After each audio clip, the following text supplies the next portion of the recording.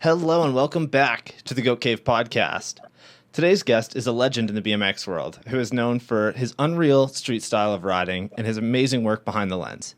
He is responsible for some of the greatest videos in the BMX world, like Kink's Safety First and Champagne, the Ramp 2 with Trey Jones and Colt Fake, and a yearly competitor in Xgames Real BMX Street. And, of course, this year's fan favorite alongside with Julian Molina. One of the winners of the year's best video from Nora Cup Award. And anyways, Darryl Tocco, everyone. How's it going, guys? Darryl, again, super happy to have you on the show today. You've been a very requested guest. And then on top of that, too, one of the things I always like to talk about is just street riding and whatnot. But you actually have some history in Kitchener for street riding, which is really cool because you guys came back here years ago. And, I think James Steele was around here. He grew up around here. So super excited to just chat about, everything, including some spots around here. Let's jump way back and talk about when you first got into riding. How'd you get started? Pretty cliche story, just like everyone else. I think just kind of seeing kids around the neighborhood bopping around on BMX bikes, and they were a little bit older than me, and I just thought they looked cool, obviously. I guess I kind of just like started kind of toying around on my little kid bike, and it kind of just grew from there. I think, my parents noticed that it wasn't just like some little phase that I was like into jumping around on my bike. Like I think they saw pretty early on that it was something I was serious about, and they were definitely like supportive of me like continuing that. So it was a pretty organic start for me as far as BMX goes. Yeah, it's so interesting that you say that because it is a lot of riders that I've talked to, I typically ask this question first up, and a lot of them have the same story where, they saw some kids riding bikes and they got really interested in it, or even just, they had mountain bikes that they were jumping beforehand. Not very many people, talk about going to the store and getting a magazine and being super interested in it. Like, it's always just about the local people mostly. Yeah, right. I think if you see it going on in your neighborhood, you can relate to it immediately, and you can see yourself in their shoes. Like, you can see yourself doing what they're doing. So Yeah. it's a little more relatable than like seeing it in a magazine or on TV, which, I mean, back when I was starting out, that didn't exist anyway. So Yeah. I'm grateful to those guys in the neighborhood for showing it to me. Yeah, of course. I actually always kind of wonder about how well those, like BMX shows and stuff that they do at schools sometimes. Like, I always wish Yeah. that they did that at my school when I was younger, but we were, way out in the sticks, nothing but cows everywhere. And, I just wonder how many kids get into BMX after that. Probably like a decent amount find it really interesting, Yeah, actually, now that you mentioned that, like I was already kind of into like jumping around on a BMX bike, but I didn't really know what that meant. And I saw a Sprocket Jockeys show at the New Jersey State Fair when I was like probably 7 or 8, and I couldn't tell you who was there. I'm sure it was probably crazy dudes like Miron and stuff like that. But after that, seeing real BMX, like professional level BMX riding, I was like, then it was like over, like fully hooked. Yeah, exactly. And I'm just wondering, did you mention what bike you first started out with? Because I think you had said that on an interview somewhere that you had a couple toy store bikes, and they just didn't really cut it, and then you ended up getting I forget what it was though. Yeah, same story. I had a couple crappy bikes that my dad got me, and then I just kept breaking them, and we actually went to like the real bike shop in the neighborhood, and they got me a Redline 340, which was like their entry level complete bike. So I was stoked. Yeah, that's awesome. It's interesting to see even when you were that young, those toy store bikes just did not hold up at all, eh? Yeah. Like there was just like a 5 stair next to my house that I was jumping and like breaking the mags, and it was just like this thing was it was a piece of junk. Yeah. So, once I got the reel complete, it was like, a whole new world. Like, you can customize it and add stuff and aftermarket parts. Like then it became like a whole thing, and probably drove my parents crazy. Yeah. Yeah, I think the one thing about BMX too that often would drive parents crazy is the fact that it's a lot more expensive than like skateboarding or anything, right? Like, you Yeah. know, skateboarding you might break a deck every couple months and that's only like $100. But for a bike, it's like anytime you got to get a part for it, it is, not cheap. Yeah. I mean, I remember especially once I started like grinding and stuff, like breaking axles regularly, and my dad was just like, "You got to get rid of these pegs. This peg thing is so stupid." And it's just like the parts were so crappy back then that there wasn't really much holding up. So yeah, it was. It's definitely an investment as a parent. Yeah, even the lower quality BMX stuff nowadays is like, 100 times better than the stuff than you probably had, Oh Like, yeah, it's not even close. It's yeah. crazy. Yeah, so wild. And for a lot of people that have the similar story to you, they often say that they had local riders that they really aspired to, that they really looked up to. Is that kind of the same thing for you?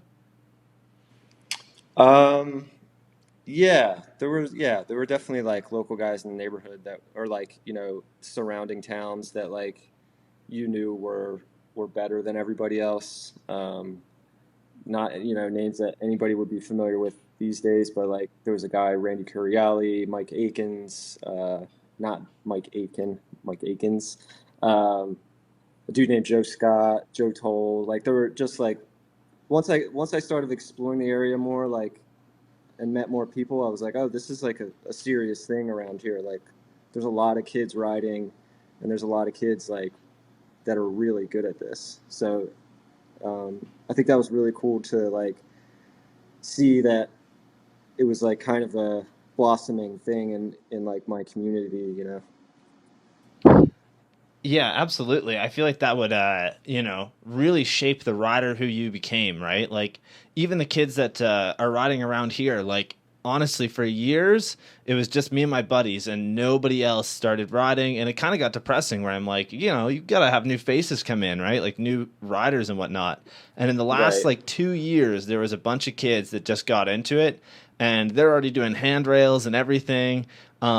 One of those dudes actually just went and hit that black rail that I mentioned earlier that you did, which is like, Oh yeah. yeah, so interesting, right? Just to see that like come full circle.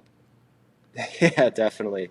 That spot is a very very interesting spot, and no, it's pretty serious rail. Yeah, it's nothing to really mess around with, right? Like, and so Yeah. I'll play the clip for everybody on stream here. But anyways, this spot is local to my house and like literally 10-minute bike ride, and it was one of the first rails that I did, and it's actually in one of my video parts. No kidding. Yeah, but this is a clip of Darryl here trying to do over to pegs to over, and the bike just comes up and smacks him in the head. But you do pull it, and it's, of course, very, very clean. And super funny here, Brant Moore comments on here. He's like, somebody needs to do pegs to a Bubaka fakie pegs. And I gotta say, Brant, if you seen this spot, you would like totally agree that it's not doable. Like, you'd have to be so legendary. Like, maybe in a Yeah. couple years if we get a lot of really good brake riders coming back, but I just Yeah. don't see it, man. It's pretty gnarly. Yeah. Yeah, it's a great spot though. Really good. And what's crazy Yes. too, I went there a couple weeks ago, and one of the dudes that lives around there is like super protective of that spot now. Like just some random guy. Like he'll call the cops on you instantly, and it's kind of Oh, weird to really? see the history behind it, right? Because you're like, so many people have came and rode this rail probably with no issues at all, and then all of Yeah, a we were there sudden, for hours. yeah, I'm like, all of a sudden this one dude moves into this neighborhood, and now it's the biggest pain to go and film anything here. That's funny. Yeah. Anyways, we'll move on from that. Um Yeah. So, what are some of the greatest trips you've been on? You've been lucky enough to be with Kink for close to 15 years now, right? Yeah, yeah, it'll Yeah. be next year. It'll be 15 years, I think.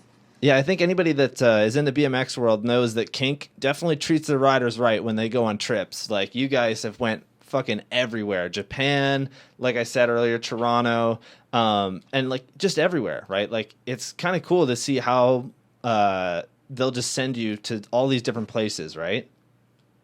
Yeah, I think you know, coming from the era that Jay Rowe and I came from, BMX was synonymous with traveling, and BMX culture what didn't really exist without traveling in our minds. So, um, he put together a team that he knew that would travel the world together, and everybody would get along great, and we would just do what we did.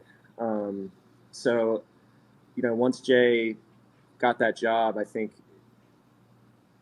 we had a couple years where we kept it pretty chill and did safety first in just the states and stuff like that. But after a while, I think he built up some trust within the brand, and budgets got a little bigger, and he just made sure that our passports were getting stamped and we were staying on our bikes. And yeah, it's like it's it's unbelievable to look back on all the crazy trips that we've done together. It's really special. Yeah, I think Kink is definitely one of those brands that you can just see that, like, the people that are on Kink, they stay there for, most of their career, if not all of it. Like, you've been there pretty much your whole pro career, correct? Yeah, yeah, that was my first sponsor ever. So, um, yeah, I think Jay, he puts people on with the intention of bringing them into the fold, not just making a quick buck off some guy, or just adding like the hottest new dude on. He when he puts someone on the team, it's lifer status. Yeah, exactly. Like, you look back on some of the crazy pros that have been riding Kink for, pretty much their whole career, like Chris Doyle, and then also Tony Hamlin and Sean Sexton, like all those dudes, right? It's just, Yeah. yeah, it's so wild.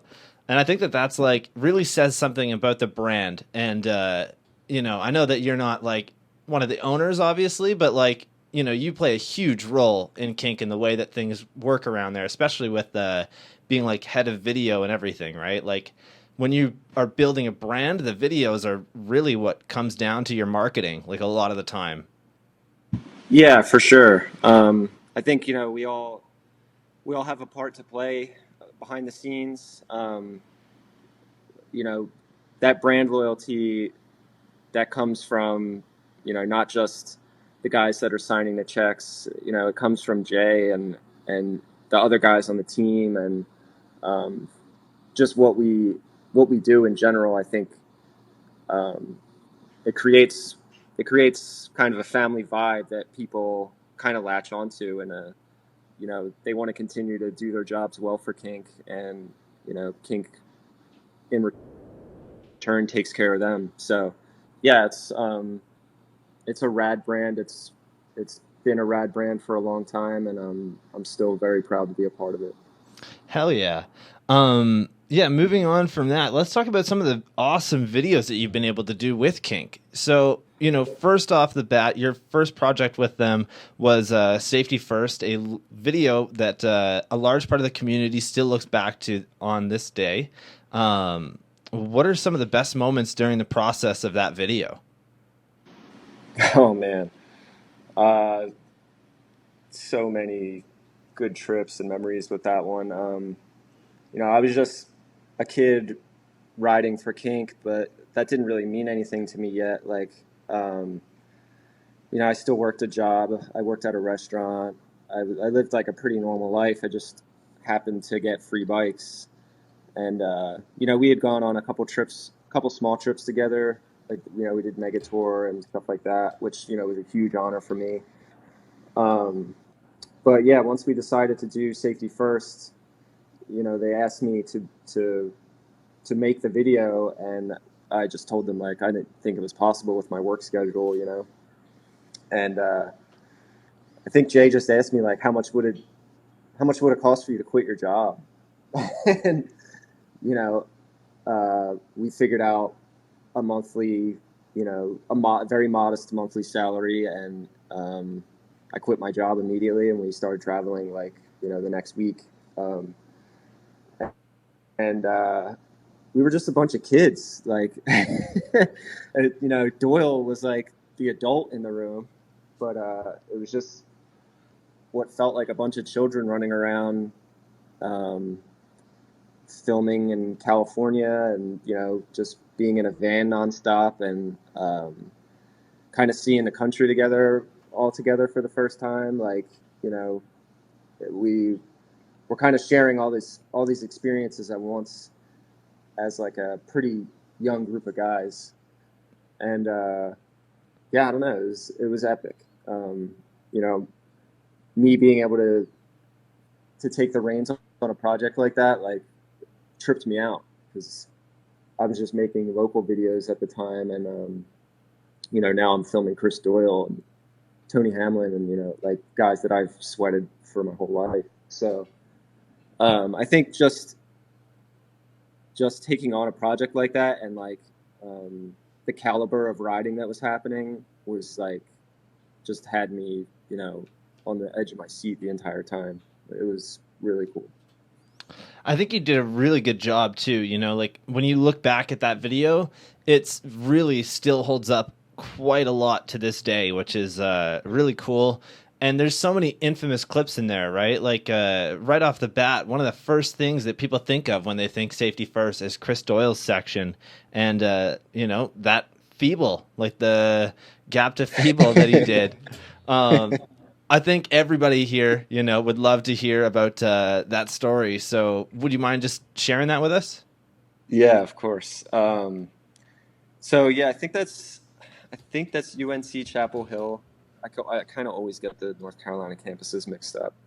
But throughout the trip, Chris had been mentioning like that he had wanted to do this manual to gap to rail, and, you know, I didn't really understood what that meant, other than like Van's infamous clip in Criminal Mischief. But you know, I was like, there's no way it's crazy like that, you know. So yeah, once we got to the spot and I saw it, I was like, oh, wow, this is pretty much as crazy as Van's clip. It's just a little bit longer of a manual, but just, you know, a ridiculous setup and a ridiculous trick. I was super nervous to film it, super nervous to mess it up.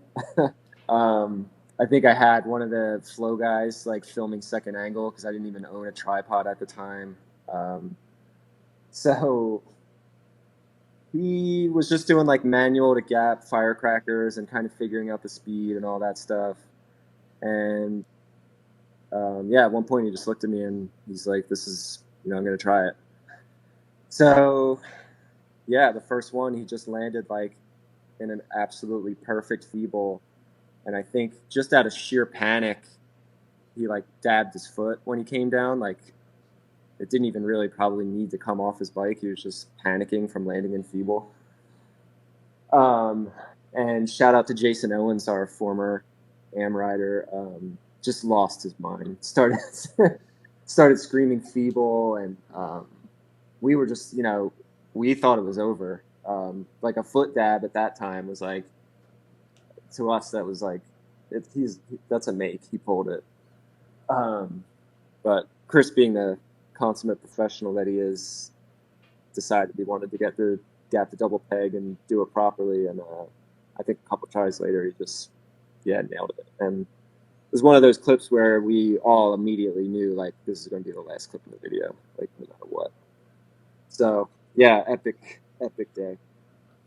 Yeah, that clip is just so insane, right? Like, when you really look back on it, the fact that he landed in feeble and not, like, you know, pegless crook by accident is so wild. Like, you know, that's one of those things that whenever I think of gap to rails, like, with the ones that I've done, they're not big, but, like, fuck, man, that's the first thing I always think about is, like, I'm lucky that I run 4 pegs, because worst comes to worst, if I miss, I'm just landing in crook, right? Like, Yeah. Yeah, you never want to miss the front completely. Yeah, it would have been a long day. Yeah, and I love the fact that with Chris, like he's just so good on a bike that like it just doesn't really matter, right? Like he literally pulled that so clean, and like you said, it was probably one of those things where he was like, "Oh, I landed in feeble. Well, I put my foot down accidentally." Like just caught him by Yeah. surprise. But Yeah. yeah, just so unreal on a bike. But the clip beforehand, so you guys have the manual to gap pegs, but the clip before that is this ridiculous curve rail, and this thing is insane. So, would you mind telling us a little bit about how he managed to even come up with this? Like, just so wild. Yeah, we were driving around one day with a pretty good sized crew. I think we were outside of Atlanta or in Atlanta. And it was one of those things where the day was kind of winding down, and we were trying to figure out spots to go to, or if anybody had seen anything that we wanted to like go check out. And Doyle like casually mentioned like, oh, I saw this curved rail earlier that could be cool. I think I know how to get to it, so let's go check it out. And I was when he said curved rail in my head, like I was thinking like a kind of a handicap curve, like I don't know, just something chill. Yeah. And obviously, we rode up to this thing, and it was like the furthest thing from chill. So yeah, he brought his bike up and started like kind of doing some run ups because, as you can see in the video, the run up's about 3 bike lengths. And I think the first 2 attempts went pretty good. Like he kind of just jumped over his bike at the end and hopped off, and was like, okay, I just got to keep this lean. And then it just started going wrong. There was a really bad crash, like where he falls on the inside and like kind of topples down the stairs. And then there was one where he like lands completely jackknifed, and he's just destroying himself, man. Like still to this day is one of the most like profound like attempting of tricks that I've ever seen. Like he put in so much work to get this clip, and we were all like kind of freaked out, honestly. Like this like is not going well. Chris is like progressively getting like killed on this thing, and we're just like weren't sure if it was possible at this point. And yeah, sure enough, he did it absolutely perfect eventually. And I think this is probably not a known fact by many people, but like he flew home the next day. Like the next morning, he just flew home because he was destroyed. Wow. So it was like mid-trip for us, and we were like still ready to go, but he was like, "There's no way I can ride after this." It's like so. Yeah, it was like kind of a defining moment for the video as well. Like we were all like, "Oh shit!" Like this video just became like more like a little more special because like the amount of work that Chris is putting into this thing.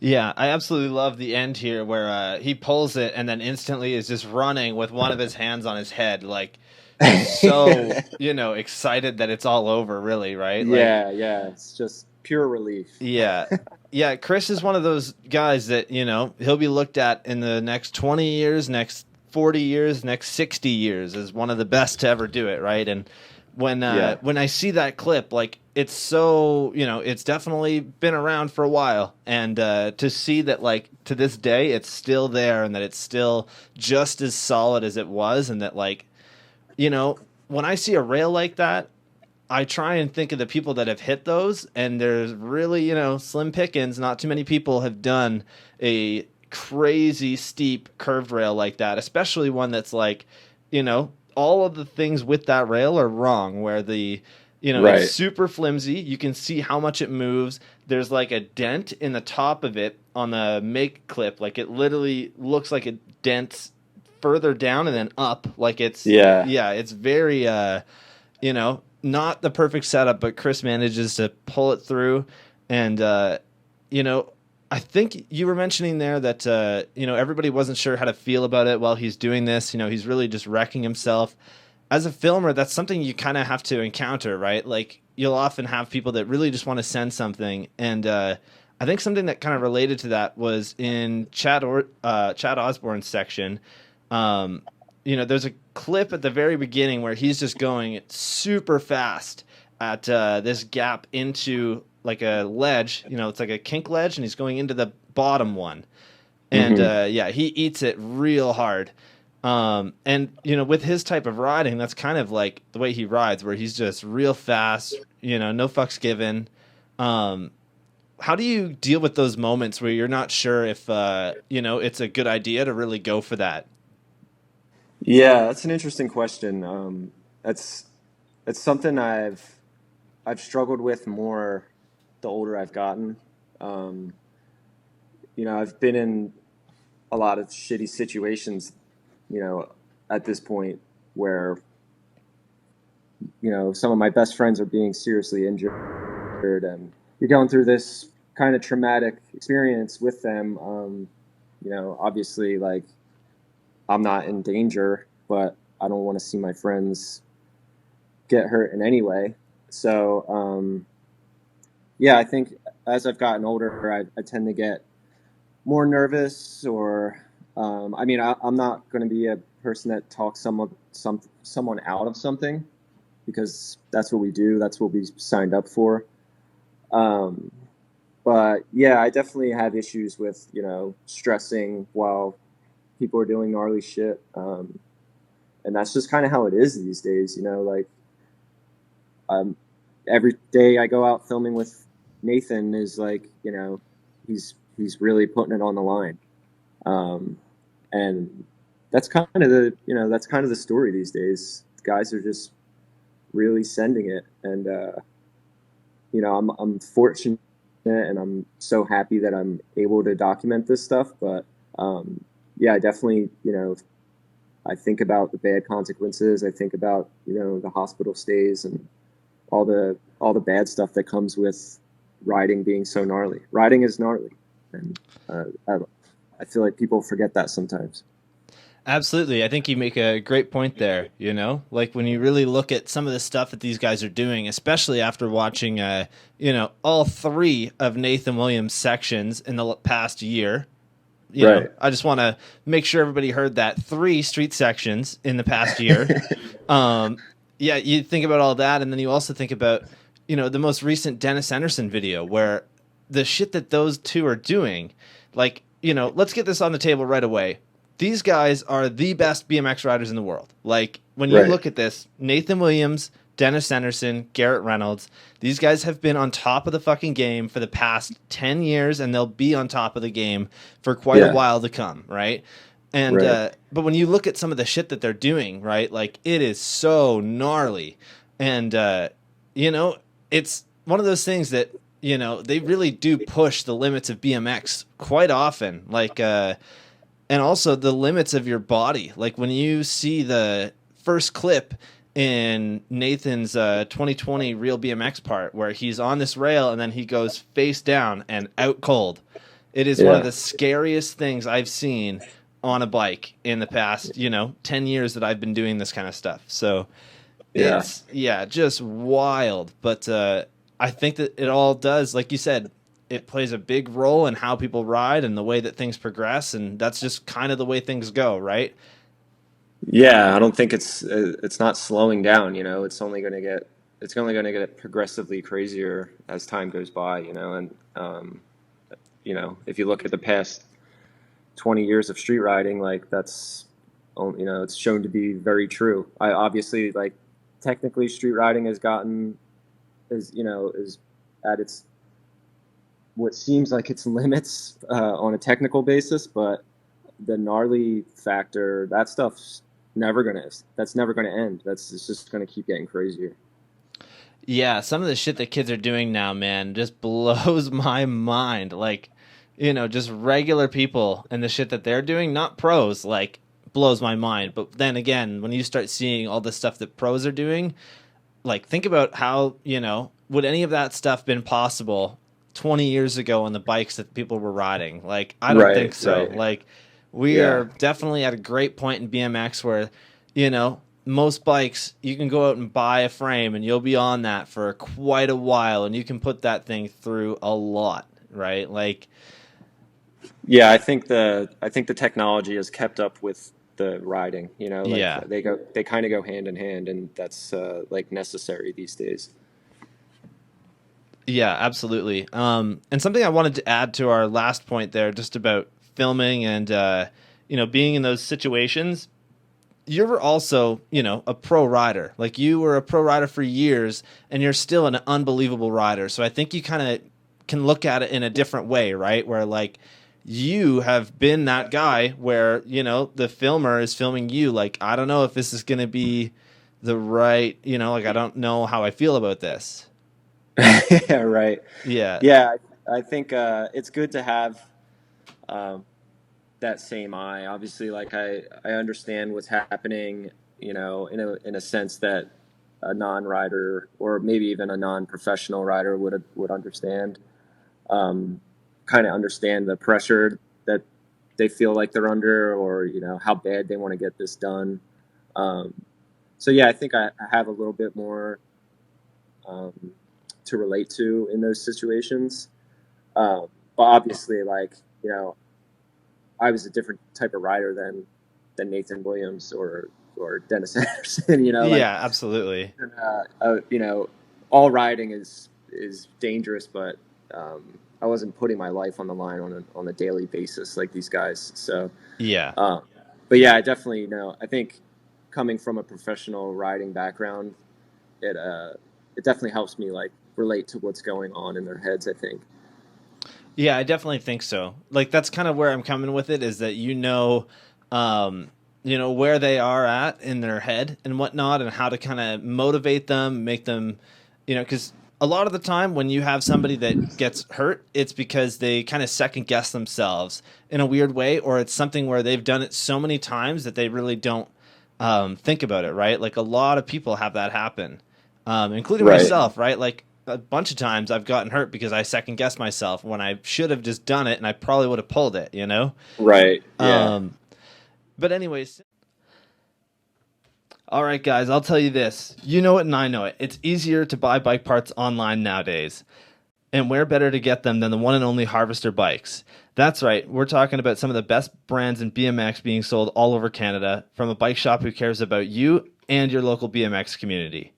If you've met Ant before, you know this dude puts his heart and soul into BMX. Whether it be with his huge YouTube channel where he builds some of the coolest bikes, or his Wednesday night shop rides that have played a huge role in the greater Toronto area, or the fact that he is shipping bikes all across Canada for the best prices. Harvester Bikes is your one-stop shop for all your BMX needs, whether it be new great quality bikes or parts from brands like Colt, Fit, We the People, Sunday, and so many more, or you're looking for mid-school or old-school parts for your collection. Harvester Bikes does it all. I'll make it pretty simple for you.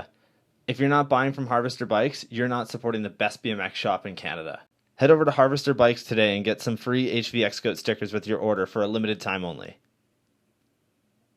Yeah. Um, but anyways, since we were kind of talking there about your riding career, let's talk about Safety First, because you actually had an amazing video part in Safety First with some awesome clips that definitely still hold up to this day.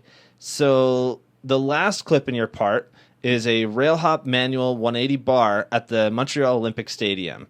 And one of the cleanest lines I've ever seen at this spot, by the way. But what was your first time riding there like? Did you ride there for the first time when you got that clip? Or had you ridden there previously and, kind of kept that in your mind? I had been there once or twice previously, um, on an old bad timing trip, which was a project I used to do with my friends from New Jersey and New Hampshire.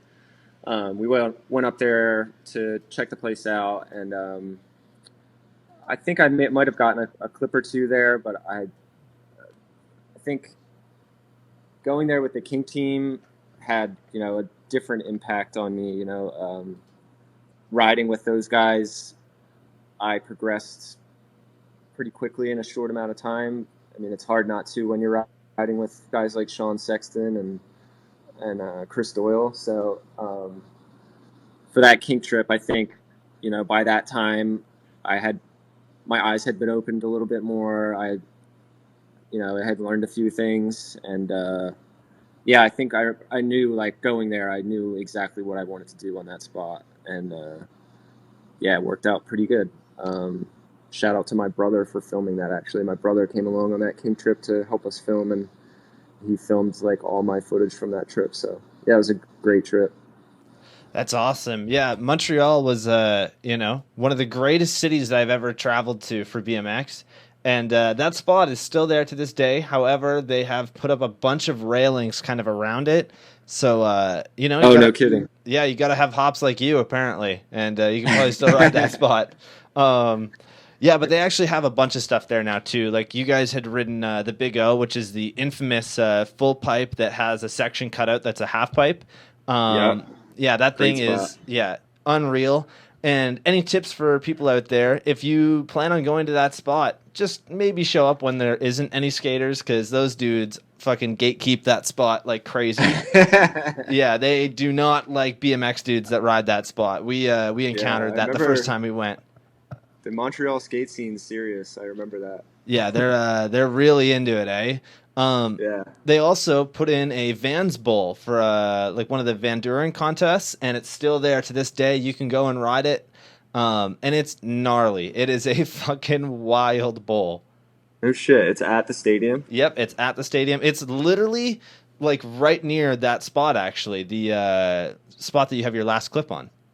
No kidding. That's so weird that like that place is just. I mean, it's not really used for anything still, right? I don't think so. Like they don't really do much there. I know that they had a thing right after I had went there for the first time where Matt Hoffman and Tony Hawk and all these guys showed up, and Matt Hoffman base jumped off the top of the Olympic Stadium. They have this like tower thing that goes up pretty high. He base jumped off of that and parachuted into the contest. And I'm like, true Matt Hoffman style right there, eh? Of course. Yeah. So wild.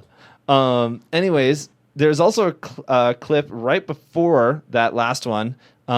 This clip is, insane. It's a quick Manny 180 on a ledge, fakie over to a large 6-block stair set, and you do a fakie bar down it. Now, this is all on cassette for everybody out there listening. Now, people don't do that anymore on a cassette. Like, everything's coaster for the most part. How many tries did it take? And was the hardest part literally just lining up your pedals for the fakie bar? Um. Yeah, man. That was like. I think we were in Atlanta again. I was probably trying it for 2 hours. I think I'd gotten to the to the fakie hop a couple of times, but I was just going so fast. I'd never really thrown one going that fast, and I was just kind of bitching out of throwing the bars. But it was hard enough to get to the stairs every time, so it was just kind of a battle. And I remember like asking Doyle, like, Doyle, what do you think? Like, should I call it? And I forget exactly what he said, but he was like, no, I think you got it. Like, keep going. And I think, I don't know, 15 minutes later, it just worked. And like, it was like such a blur. Like, I remember catching the bars and just remembering like, do whatever you got to do to bring this around. Cause if you look, like the rollout is not like a typical rollout for me. It's a little loose. And yeah, I think I was just like making sure whatever happened, I pulled it around. So definitely a good memory, and that probably would have been my ender in that video, but I had a fakie bar as an ender in the ride video Insight that same year, so I decided to switch them around. So Yeah, that clip is insane. And when you really look back on history and when free coasters really started to pop off, it wasn't very long after that, because Garrett came out with Deadline, and his part, it ends off with one of the last clips that he does is a fakie double truck down a massive like 5 or 6 block, like just so huge. ridiculous. And it's on a cassette hub. And it's one of those things that, like, everybody was kind of pushing the limits of the cassette and like what you could do downstairs, like fakie like that. And then Yeah. coasters, really started to pop off. And I think it kind of made any of those fakie tricks way easier, but for, a different reason. Cause I feel, anytime that I've done fakie hops down a stair set, I haven't rode a coaster since I first started riding. So I've done all this stuff on a cassette. And I find that the pressure from, you kicking forward to do a half cab or even just a fakie hop will really send you pretty far, which is nice, right? Like it's good to have that reassuring thing. But whenever I'm in a coaster, I just feel so off, right? Like everything I'm doing just feels really strange. Yeah, I feel like I'm just like not in control, and I don't know. I just to like still to this day, rolling out of a fakie with a cassette is like one of the best feelings in the world to me still. So yeah, I can't shake it. Hell yeah. Yeah, it definitely is a really good feeling. Just half cabbing or rolling out with the cassette. Like coasters just feel so strange to me. Yeah. Yeah, that was awesome talking about safety first. Thank you so much. We'll Of move on course. to Champagne. So, I just want to say right now, congratulations. The whole Kink team 100% deserved this win, and so did you. That video was incredible, honestly. Like, I haven't seen a video in a long time that really had me that engaged and that like excited for, the next clip. There was a lot that happened in that video that was, really, really good. And you can tell that everybody really put their heart and soul into it. One of the comments on the YouTube page was like, I never thought, a video from Kink would be this good considering it didn't have Tony Hamlin, Sean Sexton, or really any Chris Doyle in it.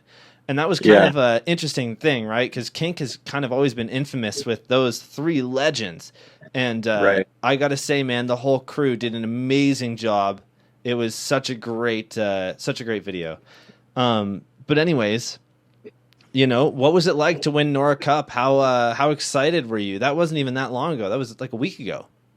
Yeah. Well, first of all, thanks for the kind words on the video. It was a really big project for us and kind of a new, changing of the guard as far as the team goes. So, yeah, we're really happy to get that recognition, and we're just proud of the team for throwing down so hard and investing their bodies and their energy into a project like this. So yeah, it's just something that we're all really proud of still, and taking home a Nora Cup for it is kind of beyond words for me. That was my 5th nomination, I think, for a video that I've made, and I didn't have my hopes up or anything. It was always cool to be nominated, but it's that the list of videos is also ridiculous. So I wasn't taking it for granted at all. But yeah, we were in San Diego last week, and Fudger kind of just surprised us at the skate park, and yeah, we all just kind of lost our shit. That's rad, man. That's so cool to hear,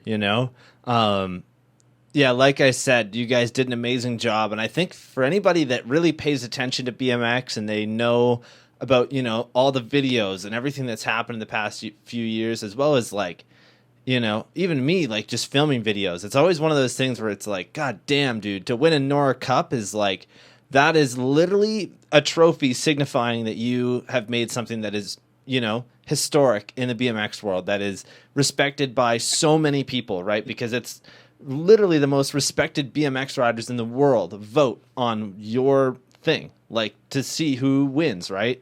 And yeah, amazing that so many people agreed that you guys had the best video this year, which 100% was true. Just to add on to everything I was saying earlier, one of the things that I loved about that video was the fact that each part was so different yet fit together so well, right? Like all the music and the riding and everything was so different between parts, but it also just worked like with every part. It definitely didn't get boring. There was no moments in there that I was kind of like, I could skip this, you know?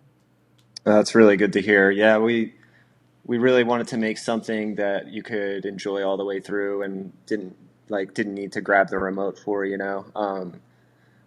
That was like a very conscious decision not to have any mixed sections. You know, no hate on mixed sections, but I feel like as videos age, that's usually those are the first sections to start getting skipped, and I kind of just wanted to figure out a way to like involve some of our AMs and international riders in a way that kept the video flowing. So, you know, that's why you see those shout out clips in each part.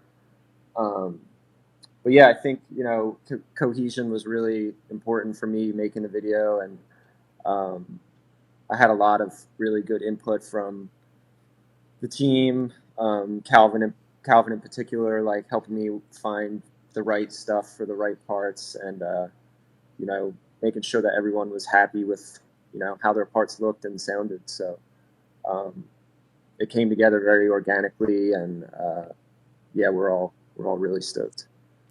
Yeah, absolutely. Such a great job. You know, Calvin also is a filmmaker and unreal as well. He is by far the best dressed Australian rider that I've ever seen, for sure.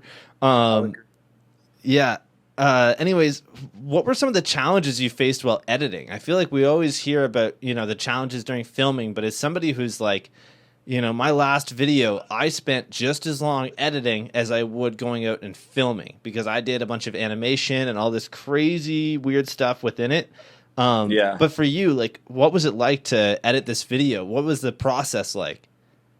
So, believe it or not, like once our last trip was over, I think I had 13 days to make the video. Which was like very daunting. We had like a deadline set for our duplicator, and so yeah, I got home from our last Portland trip and just kind of did it marathon style. I was working 15 hours a day on this thing, you know, and it went pretty smoothly. I mean, I had most of our footage like laid out, and you know, but I still had music to find. I still had, you know, all the other stress that comes with editing. Like, you know, I'd say I had like 75% of the music ready when it came time to like for crunch time. But I was still digging for music. You know, I was still sending Dan songs every day, and you know, and us disagreeing on whether the song fit or not, or whether the vibe fit or whatever. You know, so. You know, I was still in communication with the team, making sure that they were okay with certain songs and all that stuff, running drafts by the riders, all that, you know, all that stuff that comes along with it. So it was a really short amount of time to put the video together, but I think in hindsight, like, I'm kind of glad I had a short window or a small window, because, you know, you can work on projects like this for months on end, and like you'll never stop tweaking it. It'll never be right. You know, you'll just mess with it forever, right? So yeah, I mean, I'm happy with what we turned out in a really short amount of post-production time. Yeah, absolutely. One of the things that I've always done, at least for the videos that I've edited, it's because I have the time to do it, right, is that I sit there, I film, you know, we'll get enough clips for everybody to have about a minute, and then I try and find songs that would work, and then I start placing all the clips with, like, dividers and stuff so that I know how much space I need to fill in between, like, certain clips to make the clips we've already filmed fit at different parts of the music. But that's one of the things that, like, I'm lucky enough to be able to do, right? When you're going out and you're doing these trips, you don't have time to edit while you're there. Like, you've got to do all that stuff at home for sure. So, you know, good on you. You did a really good job with it. Thank you, man. I appreciate it. Yeah. I think everybody, really enjoyed Nathan Williams' section. I mean, how could you not? But a lot of the clips in there were just massive. Can you just tell us a little bit about filming with Nathan and what that is like? Yeah, it's crazy. Nathan, he got on to Kink. We'd probably already been filming for 6 months by the time he got on the team. So, obviously we had to like film a little welcome video. I flew out to San Diego. We filmed a welcome video over the weekend, which like was, serious riding. It wasn't just like Instagram clips. And when Nathan got on the team, I think one of the incentives for him to ride for Kink was that we're already working on a big project, and that's what he loves to do. He likes to work on big projects. And as soon as he got on, it was through the roof riding. Every day was like something that was enhancing the video, basically. Every time he did something, we were like, wow, this is like, the video's getting more serious as Nathan films his clips. I specifically remember like the crook switch whip he does in San Diego on the flat bar to driveway. I like turned to Jay. I was like, the video just got like serious. It was like, he's just one of those guys that elevates the entire project, and I think he inspires everyone around him to like go harder and bring more to the project. Absolutely. We actually just watched that clip here, and I just want to point something out for everybody that's actually watching this. This rail is above bar height by the looks of it. Like, just the rail itself. So getting into a crooked grind is already ridiculous, right? Like, that thing is so... Okay, I didn't see the stairs, but also still so tall, even from the stairs. But, even to whip out of that is ridiculous. How many times have you seen a crook to whip? Like, never. Yeah. And so good. Yeah, insane. His last clip was extremely terrifying, and I believe that it was Christian Regal that kind of gave him the spot for that. Is that correct? Yeah, that is correct. Shout out to Christian. We were that was like our last California trip. We were like, knew that we were going to be done with California after that trip. So we were in San Diego that day. He did the tires down the hubba to hop over the wall, which was bananas. And then Christian mentioned going to this out rail over a fence, and we went and checked it out. Nathan jumped on it a couple times just to like feel, what it was like. And honestly, like, just grinding that thing is a clip. Yeah. And then he talked about doing a bar out of it, and we were like, well, wow, this is going to be crazy. Jumped on it a few more times, and he was like, I feel like I'm just going to blow off of it. And he started waxing the side of the rail, and I think everybody realized what he was what he was thinking. Tried the hard 3 once. I think he kind of just like rolled out of it, got a little loose. And then just did it so perfectly. It's like, it's like, in my mind, it's like he was like doing a 360 off a box jump, like, if the slow-mo clip, like, everything about it screams like he's 360ing like a 20-foot double, like, just insane. Yeah, everybody here knows that I'm not the biggest fan of slow-mo. I've definitely went on my fair share of rants about it, but this is one of those clips that slow-mo makes sense and that it works. This is like one of those things that, there's so many different levels to this, and it's so clean, right? And something I just want to point out is that this rail is, at a 90-degree angle at the end of it. If you were even over the rail by the slightest at the end of it, in the wrong way, you were gonna go over the bars, like, Yeah. catapult. And yeah, just one of those wild fucking things to think about, you know? Yeah, he doesn't like, the L at the end, like that. I don't even think that really enters his mind. Like he knows exactly what to do. He knows exactly how he's going to do it.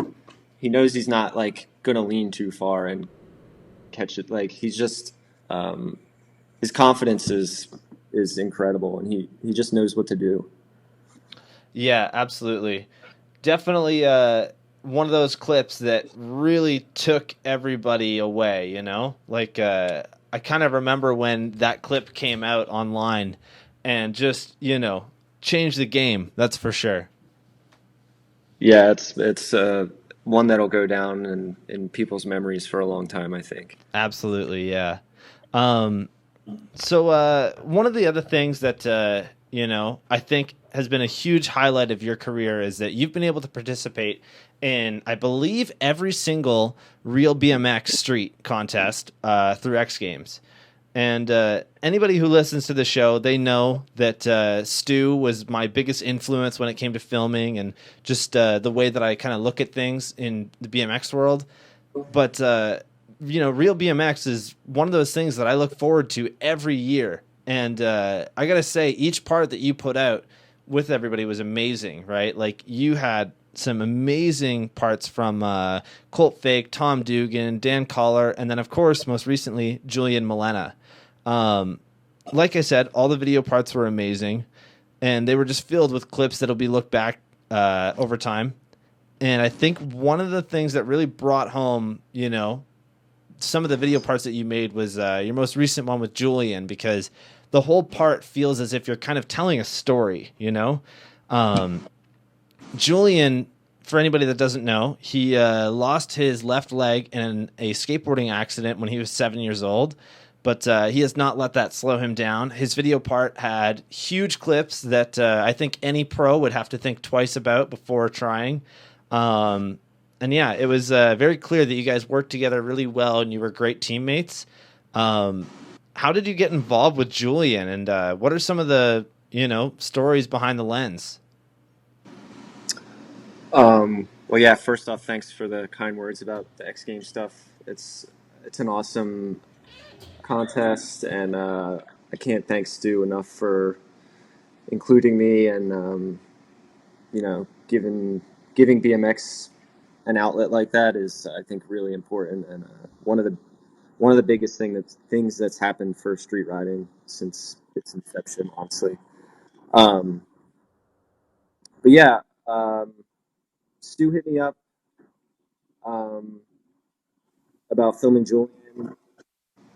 I was pretty unfamiliar with Julian. I had watched his Red Bull piece from a few years back, but I hadn't really kept up with him. I wasn't aware of his like social media or anything like that. So yeah, once I started watching his stuff, I was like, wow, this is going to be really, epic. And like you said, I think filming the part, I was like, I kind of went into it thinking that we have to like tell a story kind of in a minute and a half. Um, but yeah, he's unbelievable. He's like one of the most positive, determined people I've ever been around, and it's this word gets thrown around a lot when you talk about Julian, but he's impossible not to be inspired by. Absolutely. I think, especially with all the conditions that everybody was facing this year with COVID-19 and everything, this really was one of those things that just says, anything is possible. Like if Julian can do a tail whip like that, fucking anything is possible. That Right. tail whip literally took the BMX world by storm. Like everybody was talking about that. And I think, for somebody like Julian, who's kind of put so much on the line to film this video part, to see that it was so well taken by the community must have meant so much to him, especially that Matt Hoffman, the Condor himself, said that Julian was his new influence. Like, Yeah. That right there speaks volumes on how much this impacted the BMX community. Um, it was one of those things that at the end of the day, you guys are filming for a contest, and I was a little upset that you guys didn't take the win at the actual contest, but I understood that it really comes down to riding and whatnot. But Yeah. I am so fucking happy that you guys took home the fan favorite. I will be honest with you, I voted on every computer I have in my house and my phone every single day just to make sure Thanks. that I could do my effort, because Julian has done so much for the community just this year alone. What were some of the things that you noticed that were different about filming with Julian rather than and other riders that you've filmed with? Um, I think my first takeaway was that since Julian, since his body is different than most people's, his riding is going to be different, and he doesn't give a shit about that.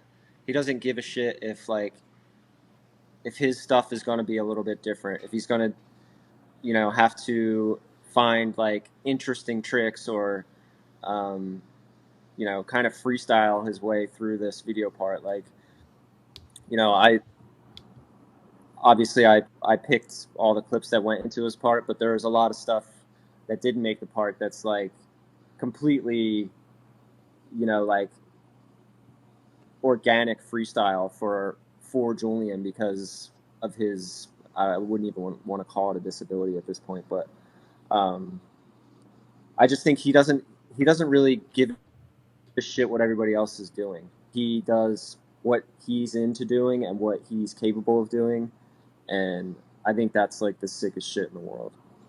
Yeah, absolutely. He, all those clips in there were just so wild. Like, and that is one of those things, like you said there, there's clips that you can't put in, unfortunately. These are 90-second video parts. Like, you Right. have to put in the best of the best, and you only have 6 months to do it. Right. Um, One of the clips that, I think a lot of people were kind of really taken back by was the wall ride crash that he had in there. And for anybody that didn't know, Julian actually landed that clip about a year before, Yeah. and just threw it on Instagram. And that Yeah, is, that's correct. yeah, that is wild, right? And just to see him go back is like super cool too, right? Like that wall ride is, you know, fucking huge. Like a Yeah, lot of it's pros would look at that and be like, "Nope, I ain't touching that." Like, yeah, I would have never wanted anything to do with that wall ride. Um, yeah, that's actually like in his hometown. So I think once when we were visiting his local town, which is like really small, there's not a ton of spots. So um, even if he had done it already, we didn't care. And if he doesn't care, I don't care. So um, yeah, he sent it. Maybe he went a little higher this time, or I'm not really sure. But the crash was terrible, and I'm really glad it wasn't worse because initially when he crashed, I thought we were in big trouble, and he pretty much saved himself for the most part. A couple stitches in his chin, but um, like I said, when he initially crashed, I thought we were going to be in some big trouble. So yeah, he's a beast, man. It's, I never really I've never really worked with anyone that has that crazy of a drive or work ethic. yeah, it's pretty wild, Definitely insane to see. Like just so, I'm honestly at a loss for words just because of how much he really puts in, right? And like he didn't just take this opportunity as like, oh, look at I'm going to get to be in this. He took it seriously, and he didn't just compete. He fucking went all out for it. He knew that he was up against the best riders in the world, and he really proved to them that he can fucking be on their level. Yeah, yeah, I think that's important to note that. I think I mentioned that like in the interviews and the shows, like he he was there to compete, like you said. It wasn't just like he was there as like a special athlete or something like that. Like he was there to get down and like get on that fucking podium. Yeah, absolutely. Um, yeah, again, just so crazy, man. Um, I would love to hear more about the whip, and I think a lot of people would. So, who came up with the idea to do that tail whip at that spot? And was it something that kind of came pretty quickly, or was that a whole battle in itself? Um, he had shown me footage of him doing tail whips, and I was like, damn, like this dude's got a good whip, you know. They're usually like fly out at skate parks, like out of quarter pipes and stuff like that. So, you know, obviously, like he wanted to get a flip in there and he wanted to get a whip in there. You know, those are his two of his biggest tricks. And yeah, I don't think we were necessarily like, you know, scouring the place for a whip spot, but once we passed by that spot, he like started jumping it and got the tail whip into his head pretty quickly. I guess considering that it's like not, you know, it's not a quarter pipe fly out. It's a, you know, a good sized tranny bump with a drop on the other side. Initially when he started trying it, I don't know. I don't think I was convinced. It didn't seem like the best setup for it to me. But yeah, he started getting close, and it was like, oh shit, like this is going to be a thing. And then, you know, the one that came around, it was just beautiful. It was just something really special that I'll never forget. Like watching the tripod angle, I was like, this is one of the like best BMX clips I've ever seen. You know, it's just so like it says so much about Julian, about BMX. Like I don't know, I feel like that clip like it like says a million words. Yeah, absolutely. And again, really great use of slow mo. Like that is another one of those clips that it makes sense to use slow mo on. Right. Yeah, unreal. You know, Julian has inspired, I think, you know, a lot of fucking people at this point. Like a huge part of the BMX community. I bet his family is just so proud of him at this moment. You know, like with Oh everything that yeah, he's been able to absolutely. accomplish. Yeah. Um, Now, here's the thing: you guys won fan favorite, so typically that means that if the fan favorite winner would like to, they will be competing in next year's Real BMX. Is that the case? Will you guys be competing, or are you not allowed to say yet? Yeah, no, that is the case. Sorry, Stu, if I just blew that. But, I'll send him a message and ask. It's all good. yeah, we're kind of in the midst of planning it. Obviously, it's really difficult to do anything logistically with COVID right now, and Julian being from Colombia makes it even harder. He's out in Barcelona for a couple months, working on some other stuff. So yeah, we're trying to figure it out now. But yeah, we have every intention of competing next year. Hell yeah, that's incredible, man. I'm excited for that. I can't wait to see what you guys come up with. And once that video comes out, I will absolutely have to get you guys on the podcast together. It would be really Yeah, I cool. mean, Yeah. Julian Julian could fully do a podcast. He can speak English very well. He's a very smart guy. Hell yeah, that would be awesome. Honestly, I was gonna ask. I didn't want to be rude, but yeah, I would love to have him on the show because he's played such a big role in 2020 and how BMX kind of has looked at everything. I think, Yeah, and I sure. think that he's getting the credit he deserves, right? Because he had Red Bull come in years ago and do something with him, and a lot of people watched it, but I feel like a lot of people forgot about it, or he was just the dude with one leg, Yeah, right? And now everybody knows his name, right? Everybody knows that it's Julian. yeah. Um, He rides for that's the GT thing. bikes. He just got hooked up with GT bikes, and that's incredible, right? Like, you know, I feel like he's a great addition to the team. GT has been really up in their game in the last 10 years for BMX stuff, you know, with Yeah, Brian Chikinski on there and some of the other amazing riders. Like, I just can't wait to see what Julian gets up to with those guys. yeah, for real. Shout out to Jeff Z and Ben Ward and BK. Anybody that had a hand in getting Julian hooked up much respect. Absolutely. Um, yeah. Anyways, moving on from that, another moment that I really loved in Real BMX was when you guys released the 2016 video part with Colt Fake. The intro is awesome. It's him throwing a Molotov cocktail in the air and then doing a 360 off of like a drop, and just such a cool idea and so true to Colt, and just everything that dude's all about. So, who came up with that idea, and how did you go about filming it? Was there any kind of logistics you were worried about? That was definitely Colt's idea. I was definitely into it. I think we woke up super early to do it because we didn't want anybody messing with us. That spot is like kind of residential almost, so like people are around you, they would probably be like calling the police on us. But yeah, I remember like we woke up at like 6 in the morning and went to the liquor store to get a 6-pack of beer so we could use the bottles for the gasoline. And he's like, "Dude, we look like alcoholics."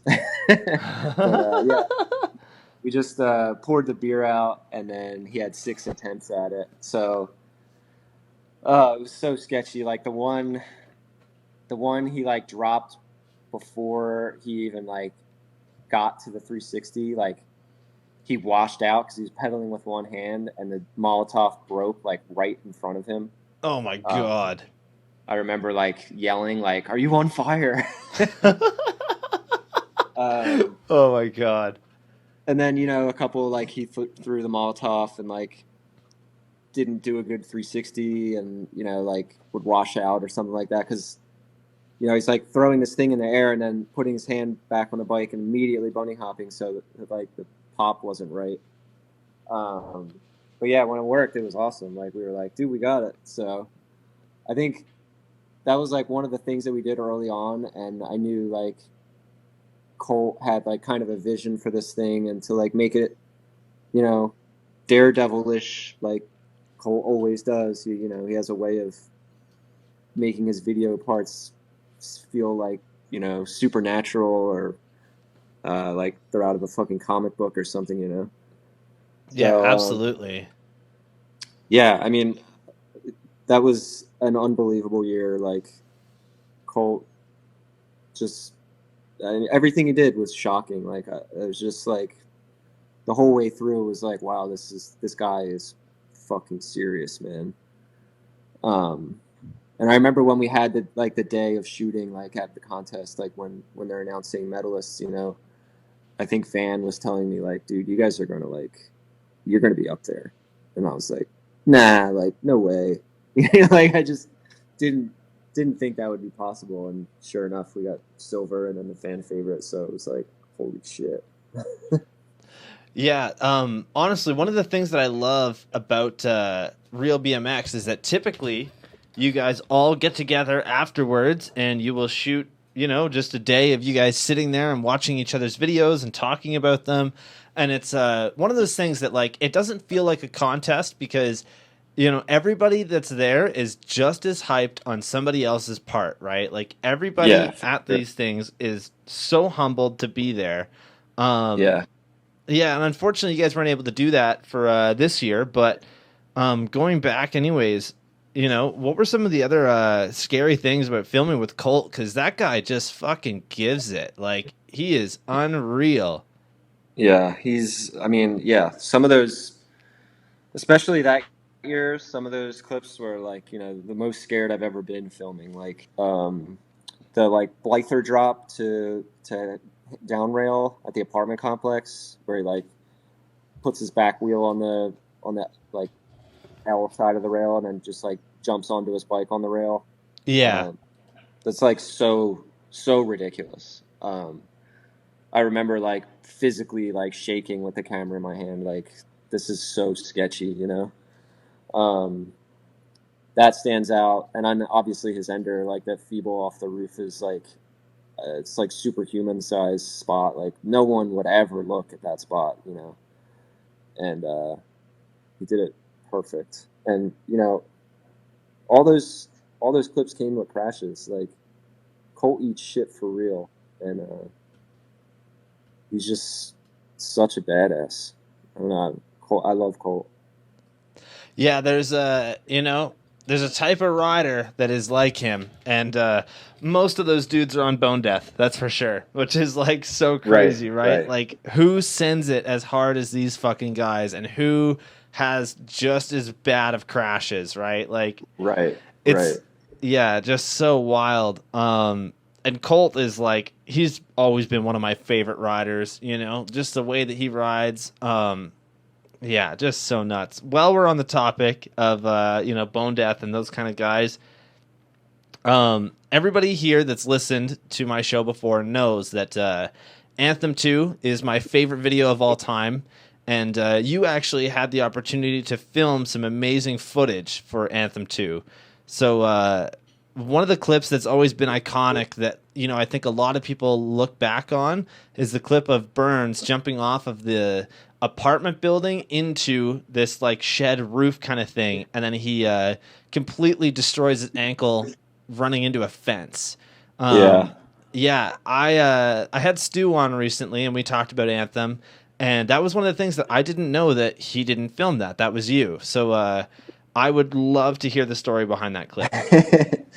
Yeah, it was a gnarly day. I was up in. I used to go to New Hampshire quite often to visit friends like Aaron Smith and Lee Hopkins. Matty Aquazak used to live up there. I kind of grew up in my late teen years. A lot of me and my friends from New Jersey would go up to New Hampshire and see those guys, and vice versa. They would come down to Jersey. Our crews just kind of like clicked in that way. So I got to know those, like, a lot of the Boston guys pretty well, and New Hampshire squad, like, very well. So I was up there with a friend of mine from New Jersey. I forget what we were doing. Might have just been like a weekend thing. But obviously, like, always had my camera. We would always film everything. And we met up with Burns one day and asked me if I could come help him film this roof thing, and I was totally down.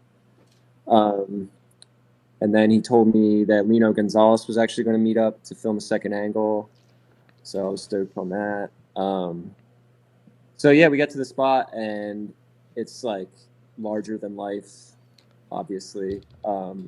It's so ridiculously sketchy. It's completely blind. And then, even if you do make it, you're going probably 35 miles an hour, 40 miles an hour off a mini roof right towards a fence. So I didn't really know what the plan was. We knew that he couldn't clear the fence afterwards. It's just too far and too high. So he's like, I think I'll just be able to, like, skid down this, down the rest of the roof and, like, control my speed and turn right. As soon as he got up there, the people that owned the building came outside. They're freaking out. Now Burns is in panic mode. He doesn't have time to, like, think it out. And he puts a lighter down on the roof to, like, mark where he needs to hop. Oh my God. Because it's completely blind. And there's, like, a CVS to our left, like the parking lot that's after the fence. And he takes, like, 2 run-ups and just sends it. And the best part was, like, there was this woman across the street in the CVS parking lot, and you hear her scream. Like, I mean, to her, it must have looked like he was, like, trying to kill himself. Yeah. So yeah, he makes it, and then he could not control his speed, as we all saw. Hits that fence, breaks his ankle. It was pretty obvious that it was broken or pretty bad.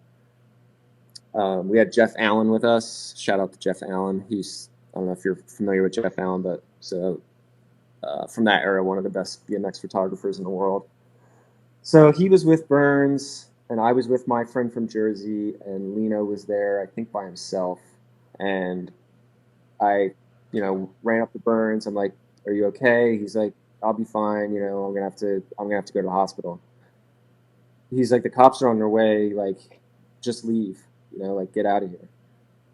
So me and my buddy jump in my car and we pull out of the parking lot, and like as we're pulling out of the parking lot, the cops are pulling in, and we just like bounced. And I think Burns was gonna he was supposed to be in some serious trouble for that one.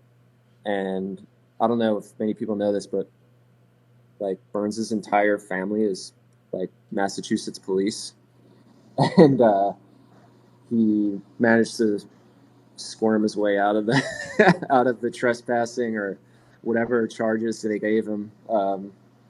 He like got away scot free, and we got one of the best video clips ever. Yeah, that clip is it's so wild when you really think about like everything that went down there. Especially the fact that like, just hearing the story behind that. I've never actually heard a lot of that. So super wild, right? Like just the fact that, we all hear that scream in the video. Like I think Stu definitely went in and edited it so that it Yeah, was I a think he little bit turned it up a louder. little bit. Yeah. Yeah. Which makes sense, obviously, right? But yeah, just so wild. And then you see the two people at the bottom. I would assume those are the owners. Yeah, they were the owners, and they had already called the police, and it was like a whole ordeal. But yeah, it's just like such a Burns clip, such a Burns setup, such a Burns situation. People screaming, it's just like everything about it just screams Sean Burns. Yeah, absolutely. That's always been one of those clips that really stuck out in my head. And Burns has been a huge influence in like the way that I ride and whatnot, or at least the way I used to ride when I rode a lot more. I've definitely changed up the way I ride nowadays, but you know, um, yeah, and like Anthem as a whole was literally like it's my favorite BMX video of all time, and I think that it is the best BMX video of all time. No offense to any of the work that you've done, but Oh no, none taken. yeah, Stu is incredible, right? And the way that he is able to go about everything and make it work perfectly was incredible. And yeah, I don't know, man. It's literally that video meant so much to me that I fucking bought the camera that Stu, did a giveaway Yeah, I for. saw that. Yeah, That's awesome. yeah, Very I'm cool. really hyped on it. But yeah. Anyways, we'll move back to some other stuff here. Um, let's see. So, um, this is something that a lot of companies have been doing in the past few years, and I think it makes a lot of sense. And that is releasing videos alongside their new line of bikes. So, Kink, being one of the companies, right off the bat, they did a bunch of videos, and they look awesome. So, I just want to say huge shout out to you. You did a great job at that, and I think that that's kind of the way that things are being marketed now. Especially since the cost of print and everything is like, if you actually want to print out a booklet and have every shop that sells Kink products have it, it's kind of expensive. Yeah. And a lot of places are online now too, but I think it's also a better way of marketing it because you can see more of the bike rather than photos, right? Because typically with a photo book, you might get 3 photos tops of a bike, whereas the Right. video, you're able to do so much more, really show what it looks like when somebody's riding it and whatnot. Anyways, that plays a big part in the marketing. So what are some of the things you have to take into consideration while you're filming these videos? Um, I think, the main thing for me is just capturing what the guys at Kink want to see. Like they are very hands on with the bikes, and very passionate about their complete line. So um, I just have to kind of take it from there and make sure that I make something that looks nice and that reflects, all the work that they put into the bikes, right? Um, so, these videos are made basically for parents, that's it's, to show what our new models look like, what the colors look like, how they can be ridden, like show that there's a certain skill level that, can come with this bike, or not come with this bike, but, that matches with this type of bike. So yeah, I mean, I kind of just take my cues from the office on those, but I get to be creative in how we shoot them, which is fun. So like sometimes we'll come up with little like plot lines almost, like kind of tell a little story about who this bike is made for, or the kind of person that might be interested in this bike. It's definitely like different vibes than going out and filming with the team, obviously.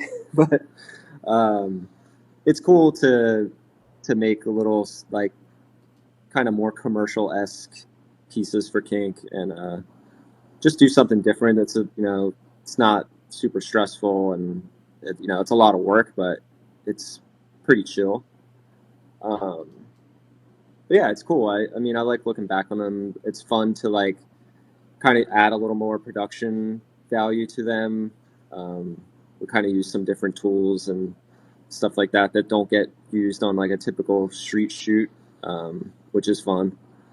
But yeah, it's a cool little project to work on every year. Yeah, absolutely.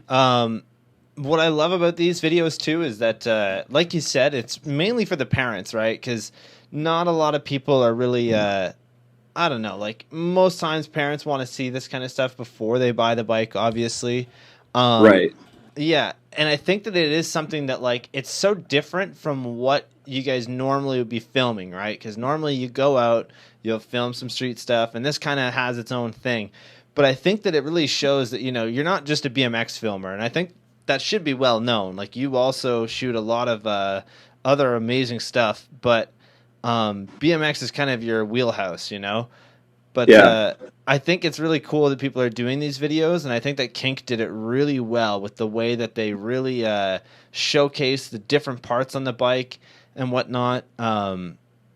Yeah, I think that it's really important, right? And especially with this fact that there's such small videos, right? You're able to fit all of this stuff into basically a minute and a half, which is like perfect for people to look at the different bikes and figure out what they really want, Yeah, I think as a parent or as a kid, like you kind of go into this knowing what your price point may be.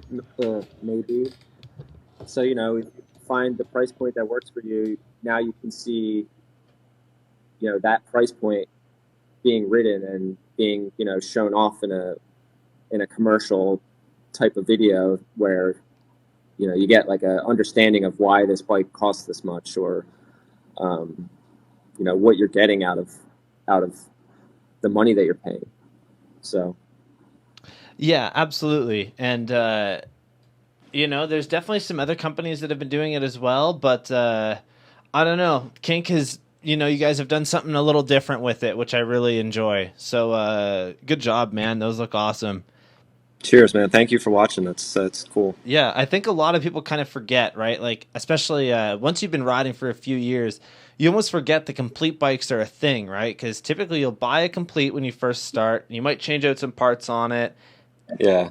And then after that, you never really look at them again. But complete bikes over the past couple years have really changed. Like a complete bike can be the perfect bike for a seasoned rider who doesn't ride every day. Like somebody that rides maybe once or twice a month, like that just wants to get out and they used to ride a lot. Like I have a buddy that rides a complete bike, and like that's all good for him.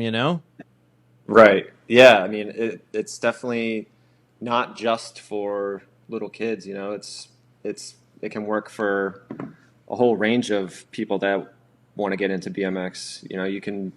I've seen 38-year-old dudes pull up to the skate park on completes. Mm-hmm. Hell yeah, man. I love it. How are you doing over there? We got a couple more, if that's cool with you. Yeah, all good, man. Cool, man. So another one of the videos that I always kind of think back on and that I really loved was this series of videos, The Ramp 2 by Monster Energy. And one of them that you guys did was Trey Jones and Colt Fake. So this video is insane. When you think about the way that Trey rides in actual video parts and not like, vlog videos or anything, it's Yeah. super, he's unreal. He definitely sends shit. Like even yesterday, I think he posted a clip on Instagram of him doing a Superman over this massive double. Yeah. And Ripping the like, yeah, ripping trails. And that's the thing. I never get to see him really ride trails anymore, but he's known for being an all-around rider that can ride everything.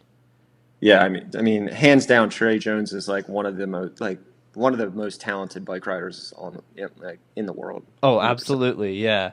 Anyways, Trey and Colt had a video come out with Monster Energy for the Ramp 2. So for anybody that's not really sure what I'm talking about, the whole premise behind it is that they will send you a metal kicker and you are tasked with filming an entire video part on it. So you basically just go out, ride some street spots. Instead, you'll have a kicker instead of having to bunny hop, or it opens up a whole new world of spots as they show throughout the video. I think that it's such a simple idea, but like done so well, like because really when you think about it, like how often do you just bring a metal kicker with you everywhere? Like Right. never. Yeah. Yeah, it's definitely like a niche, like kind of interesting little project, and I think it's cool. Like it's something different to do from a brand perspective, like Monster, and they were partnering with Ride at the time. So um, yeah, Fudger reached out to me, asked me if I'd be down to do this one with Trey and Colt, and I hadn't hung out with Trey or Colt very like a ton. I had met Colt once. I think I had met Trey a few times, but never really like spent real time with them. Um, they both ruled. It was really fun. Like, I don't know, week out there. It was pretty cool to see like their different styles come through on something like this. And honestly, like Florida is like the place to bring a kicker. Like Yeah, right. there's not a ton of spots down there, and they had a ton of ideas for like spots that they had always kind of messed with, and yeah, they killed it. It was awesome, and it was just like a really good dynamic between the two of them. Like one of them would come up with an idea, and they'd be like, "Dude, yeah, that's a perfect spot." Like they'd get all stoked up, and it was fun, like watching them kind of have their own take on it. It was like very different than the other ramp videos that came out previously. Yeah, absolutely. There was definitely a lot of other video parts, including a video by Chris Childs, but no offense to him, Yeah, this yeah. was the best one. Like, even just the opening clip, which I'll play now for everybody watching. Yeah, this opening clip with Colt just, full speed going off of this walkway of like, this building into this pond thing. Dude, what are you thinking, right? And he almost hits the top of the roof as Yeah, well. yeah. Um, I know you have to have a story behind this. What's up with this clip? I guess he had like tobogganed off that spot for one of the band videos, I think. Like Oh, just that's hilarious. straight bunny hop, because it's like you can just straight hop it. Um, but for some reason, Colt can do front flips. Like he knows how to. He knows Yeah. how to. And so yeah, we dragged it to the spot, and he's like, "It'll be cool, I landed to water and whatever." And we got there, and it was like, 3 times the size that I thought it would be. And the businesses are open, and it's just he just didn't give a shit.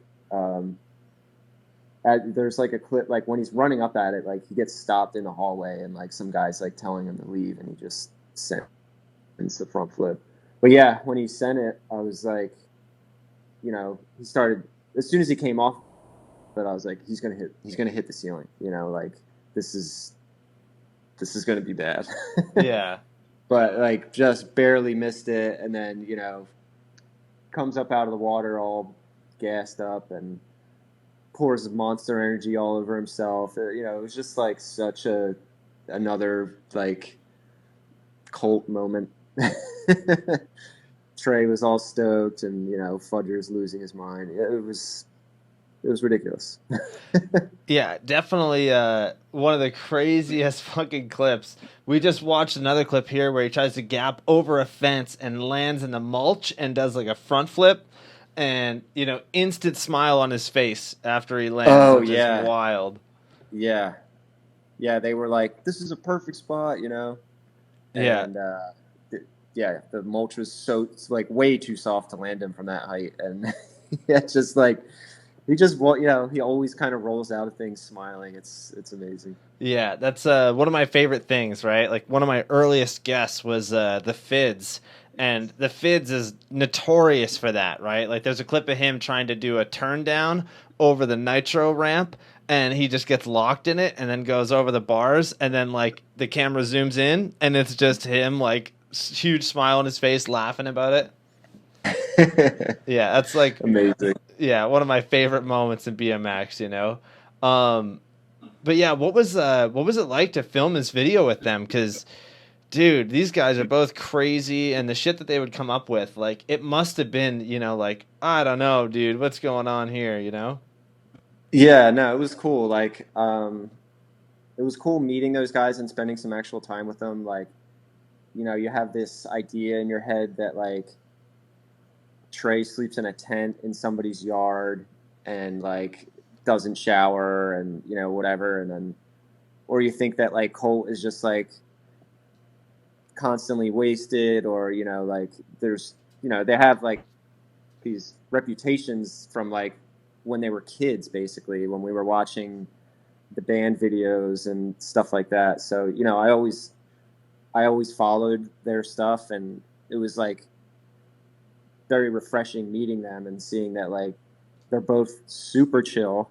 Like Trey lives in a like nice clean house, like has a good relationship with his wife or his girl. Um, they're just like great guys. So working on this project with them was like really, it was super fun, and we rode together. We had sessions where we would ride Trey's ramps in his backyard, and it was just really like refreshing to like hang out with some new people. And obviously you get preconceived notions about people, and they ruled. It was like a really good fun trip. And then shortly after that I was asked to do Xgames with Colt, so it was like perfect. Yeah, that worked out really well, eh? Yeah. One of these clips that we just watched here is Colt going off of a like loading dock kind of thing into a skid, and he eats it, and then his kid like runs over, which is hilarious. Um, yeah, just so cool. I think that's like Yeah. just such a cool video idea, and I think that they really like, Monster definitely got a good video out of this. Like one of the best for this project, I think. How many views does it have? Let's see. It is 500,000 views, close to 600,000 actually. Nice. Yeah. Oh yeah. Yeah, that is a very large amount of views. Let's check the comments really quickly here. Well, I do that. Let's see. So we talked about how you got involved and everything. Yeah, while I check the comments here, what sort of stuff do you film outside of BMX? Because when I was on your Instagram, there was actually a clip that you had filmed where it's a New York Fashion Week. So you're just filming runway models. How do you get involved with that kind of stuff? Yeah, like I mean, throughout the past couple of years, I've kind of fallen into doing some other stuff outside of BMX. I never really cared to do anything else for a long time. I only wanted to film BMX, and BMX just was my whole life.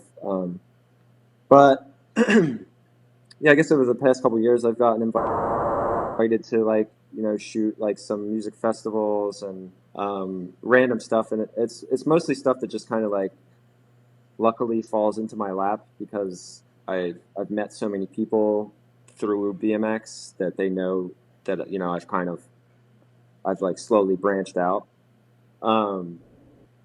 So yeah, like the New York Fashion Week thing. The guy that runs that brand is, a former BMX rider. He's good friends with Aaron Ross, and asked me to come out and shoot their show. So it's like, I've been lucky enough to form relationships with people that need video work or need, short films made, and it's cool to like do those things and learn from them, and like take what I've learned from them and bring those skill sets into BMX to try and keep progressing as a BMX filmmaker as well. Absolutely. I think that, as somebody who's filmed and edited for years, I think it's important to go outside of your comfort zone and not just film BMX stuff because, believe it or not, there's moments where, you'll be filming this kind of stuff and you can kind of relate it, or you can use that, like what you've learned within BMX. Absolutely, yeah. I feel the way about making BMX videos the same way I felt about riding BMX. Like, I've always wanted to progress and learn new things and get better at my strong points. So I think you need to treat filming and video making the same as you would on your bike. Absolutely. So anyways, I found one of these comments here. This one's awesome. From Pointless Failure on YouTube. Why does Trey wear such short shorts? Dude, leave something to the imagination. You got to make them work for the milk, not let them have the whole cow. And I think that that's the perfect comment for that video, Oh, Amazing. man. Yeah, so good. Yeah, again, like I said, incredible video. By far one of my favorite web edits on the internet. Such a cool project, and yeah, Monster is always, notorious for doing cool stuff that's outside of the box, whereas Red Bull is like, they have like a whole fucking film crew, director, all this stuff. Like the stuff that they Yeah. do is incredible, but I feel like sometimes it can be a little bit too movie-like. Right. Yeah, this was a little more DIY for sure. Yeah. Um, so I've got a question for you here. As someone who is a paid filmer in BMX, what's your advice to people out there who are wanting to follow in your footsteps? Um, that's a tough one these days. Um, Shit, man. It's so hard out there. Um, there's not a lot of companies that are willing to like put filmers on payroll or retainer or whatever you want to call it. So it is a little bit harder these days. I got into a really fortunate position early on, um, alongside of my riding, and that kind of helped pave my way.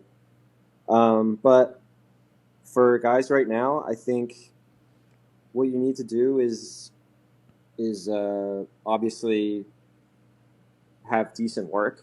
Like film whoever, whenever. Have some footage you can show to companies or to people, and just kind of start getting putting your work out there. Get a crew together, start filming with your friends, start making edits. I think if the first step is going to be being seen, having your footage being seen, and you need more than just Instagram for that. I think you need to kind of make a little splash with a crew or with a friend or something.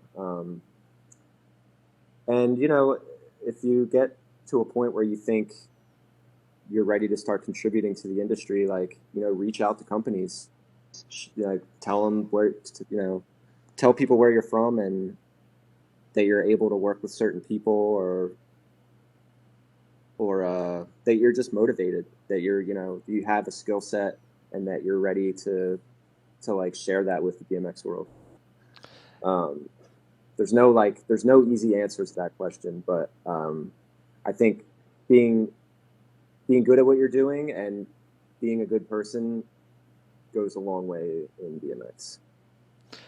Absolutely. I think you make some great points there. And one thing that I kind of want to throw out there is I think your best option too, right, is like to figure out where a lot of these up and coming guys ride and get a hold of these guys and go out and film with them and really, because, you know, at that point, you are going to be only helping them and they're only going to be helping you. Like if you've got stuff that's coming out, you know, with these up and coming guys that everybody's kind of looking towards for the next couple of years, you know, you're going to get your name out there one way or another, right? Like, yeah, I think, it's a little harder now because I think there's, you know, a lot of up and coming guys rely on Instagram to get their names out as far as riders.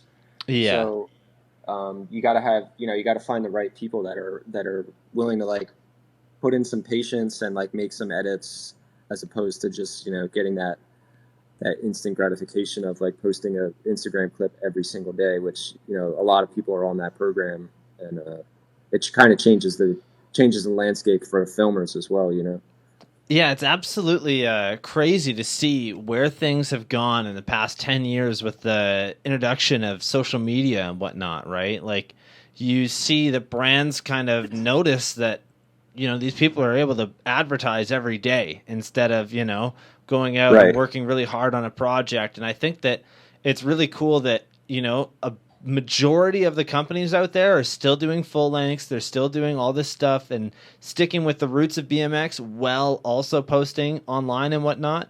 And, you know, I've said this numerous times, and I think you would agree that as a paid BMX rider from a company, you are a marketing tool. You're an advertisement. Like, that is what your job is technically. Like, yeah, absolutely. Yeah, I think a lot of people kind of forget about that, right? And like you said, and this is something that I have definitely learned from numerous pros that I've talked to. You know, if any kids out there that are listening to this that want to get sponsored someday, just be a good fucking person and don't really try at it, because, you know, a lot of the times the people that get picked up are just normally riding, right? Like when I had Robbie Morales on the show, he was telling me about how he picked Corey Walsh. He literally showed up to House Park the one day. It was on a Texas Toast weekend, and Corey was ripping around the bowl. And within 30 seconds, the owner of Colt went over and asked him what his deal was and wanted to know everything about him.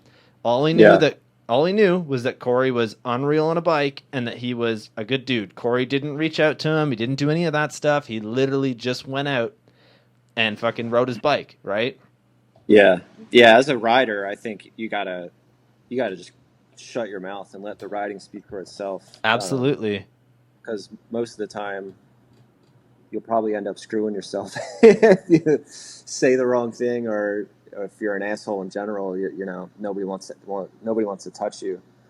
But you know, as a kid that wants to get into filming, you kind of gotta reach out a little more and like make a little noise, you know,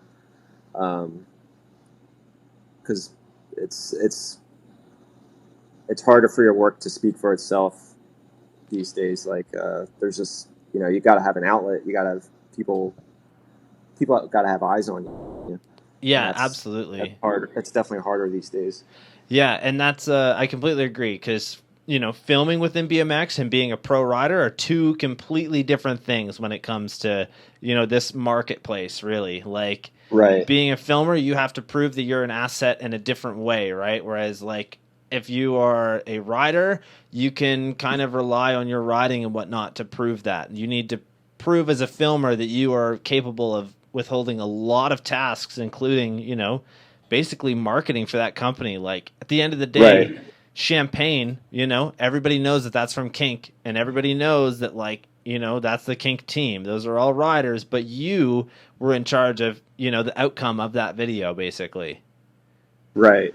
You know, I was listening to the Jacob Cable podcast that dropped today from Unclicked. Yeah. And he was talking about, like, you know, his younger days with the Common Crew. Do you remember those guys? Absolutely. I had Denim, Ethan, and Sauce on the show a couple months back, and those were some of my favorite episodes because all those dudes were just so good, you know, and like super nice. Yeah, I mean, that, like, that tells the story right there. Like after they all did that project together, you know, and then afterwards, Francis and Sauce were both like working for professionally for BMX companies making videos, you know. So I think that's like that's kind of what I'm trying to get at is like you need to kind of make it happen on your own, and then you know then the industry becomes aware of you, and then you know reach out for opportunities or you know start working on other projects. I think that's like one of the most perfect examples I can think of is Sauce and Francis. Absolutely, yeah. Sauce is honestly one of the most genuine, nice dudes that I've ever talked to. Like, numerous times I've reached out to him for, you know, advice. And do you know how many fucking kids he's sent my way that, like, have HVX cameras and they just don't know what they're doing? Like, you know, so many people. And I love that, you know, it was one of those things where, like, you know, it's easy to forget that, like, you know, on the other line, these people are just normal, everyday people. And when I talked to Sauce and all those guys, I had let him know, you know, what my plans are in the future. And he was like fully with it. And he told me he would love to have, you know, me come down and hang out with them for a week or something in HB, which I fully intend to do, you know, like, and that was just after a 2-hour conversation. Like, these guys are so genuine and so nice. But yeah. Yeah, that's awesome. That's BMX for you, huh? Hell yeah, right? Anyways, a couple more questions here. So, right off the bat, you know, this is something I definitely want to talk about. You live in the BMX capital of the world, as many would call it, Austin, Texas. So, what was the move from New Jersey like, you know, many years ago? And what's it like to just be able to go to House Park and ride with, you know, some of the biggest pros in the world? Um, yeah, I don't know. Austin's always been, you know, legendary city in BMX world. As a kid, it always stuck out in my mind as somewhere I needed to be or at least see. Um, Jay Rowe and I moved out to Long Beach, California in about 2010, I believe, and we did. I was in Long Beach for 3 years, kind of like living amongst the industry, um, which was good and bad. Um, I felt like after a couple years of being like at the epicenter of like the actual industry, I wanted to shift to a place where like it was more about BMX culture than BMX industry, and I think Austin is that place. Um, the attitude out here is different than being in Southern California. No, you know the kids are out here; they're just ripping and doing their thing. It's not like they've moved here to like to make a career or you know kind of like set themselves up in the industry. Um, there's not like a ton of filmers here. There's not a ton of photographers. Like it's not like a place that you can just come to like make it as a BMX professional or whatever, you know. And I think that has a big impact on the attitude of the people that ride here. They genuinely love BMX and they'll they'll ride regardless of whether or not they have a future in it. Um, so yeah, I mean, it was just one of those things where I got here within a few weeks. I was like, this is it. Like, this is, I'm not leaving, you know? Um, it's a special place and it's a special place for BMX and BMX is still, you know, the main part of my life. So, um, this is, I think this is where I need to be. Absolutely. I think you made some really great points there. You know, Austin is definitely one of those places that BMX is very alive and well, and that, you know, everything works really well there. And, you know, it is really cool that you can just go out and ride with all these big names every day, right? Like, and, Yeah. but like you said, you know, people that live there aren't there to make a career. They're just there because they love BMX, right? Like, Right. Yeah. I mean, you know, pros move here, but they're already established. It's not like anybody's like, people move to Long Beach or move to Southern California, move to San Diego to like get in the mix, get into the industry, especially back when there were magazines were popping, you go meet Jeff Z and you're shooting photos for Ride or whatever. That was a thing that, it's still a thing for skateboarding. You got to go out there to get your shit going. And Austin's not like that. Like, dudes come here to ride because they like the vibe here, they like the culture here. It's just a special city, I think. Absolutely. I definitely see where you're coming from, Anyways, we have a couple fan questions here, and then we'll end it off with one more from me, if that's okay. Cool. Yeah, so here's one of our fan questions from our friends over at You're Welcome on Instagram. At what point in your career did you start leaning towards filming? Well, shout out to You're Welcome. I think that's Troy. That's Troy's account, right? Yes, it is. Yeah, Troy's the man. Yeah, Troy's rad. I think maybe like 6 or 7 years ago, I kind of the Kink team started changing a lot. I was getting a bit older. I felt like my progression had maybe slowed down a bit, and I also felt like my videos were getting better. So if I kind of like started feeling like naturally like gravitating more towards filming, like kind of not perfecting it, but like, refining myself as a filmer and editor and stuff. Riding is always going to be super important and super special to me, but I think there was just a time where I felt like I wanted Kink's visuals to start looking better, to start separating ourselves on a video level. And for me to do that, I didn't feel like I would be able to do it if I was still, solely focused on riding. So yeah, I think it felt natural to like start focusing more on filming, and yeah, here I am. Here we are. Hell yeah. I think that definitely worked out pretty well, eh? Yeah, so also just want to say, Troy says, P.S. Darryl, you're the man. Yeah, if anybody doesn't know who Troy is, he runs an Instagram page called You're Welcome, where they do interviews with different riders. They recently had one with Ben Norris, who is a filmer, who filmed the Lewis Mills section for Real BMX Street 2020, and that was one of my favorite sections for sure. Like, just the way that everything worked out was great. Great vibe. Yeah, absolutely, right? Anyways, moving on from that, Matt Nicholin from Entity BMX in the UK, he wants to know what your favorite Kink video was to work on. It would be a toss-up between Safety First and Champagne.